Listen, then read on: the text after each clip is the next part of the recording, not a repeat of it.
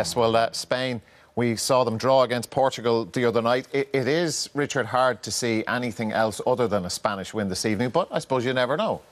You never know. Iran set up very defensively in the first game, and Queiroz is a very defensive coach, so he will try and make it difficult. But the tournament, we've been talking about all the free kicks and set pieces and stuff like that. Spain have been brilliant when they played the game. They just passed it and passed it and passed it, and if they do that today, they'll pull them apart. But they're a joy to watch, Spain. I think it's brilliant to see them when they do get in full flow. Yeah, let's have a look at their goals against Portugal because, you know, Michael, again, we look at all these stats. They don't want to score goals from set pieces. They'll take them for sure, but they want to entertain. Yeah, this is like, you know, just shoot Costa. And this is Pepe at his worst, but I was delighted that he didn't give the free kick, and Costa does brilliant here.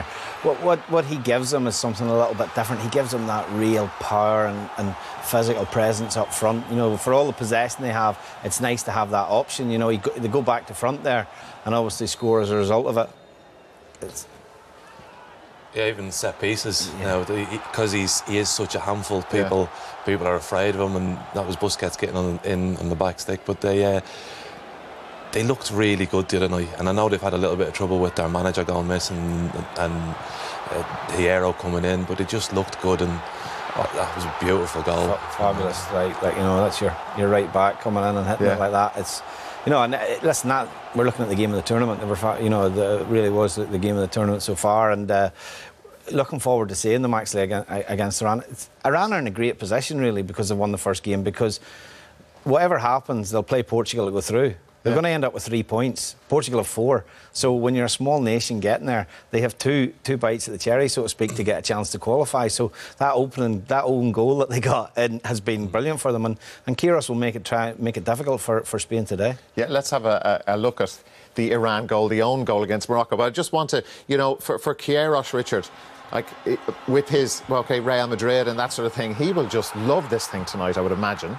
Yeah, he'll be all out to try and get a 0-0 draw and do the same thing. They didn't really attack very much against Morocco, and you'd imagine they won't have much of the ball.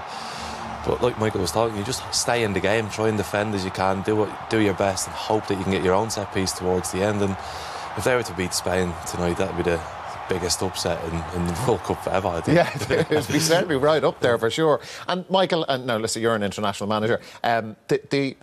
We thought there was a crisis. Well, there was a crisis in the Spanish camp, but we didn't see that. OK, they did concede late, but to a moment of brilliance. We didn't see that manifest itself in the way they played, did we, the other night? No, I don't think so. You know, again, you know, Portugal had the penalty, the free kick and a mistake by De Gea, really, which cost them in the game. I thought they reacted well to the situations in the game when they went behind, and then obviously when Portugal levelled, they went back. They were able to go back in front again. I think, you know, when you've players at this level, and the levels that, you know, the Spanish team play at, and the level they play their club football at week in, way out, European football, I think the players can deal with it, to be honest. You know, Spain, you know, Hierro comes in. OK, he's not a coach. He's the technical director at the Spanish FA.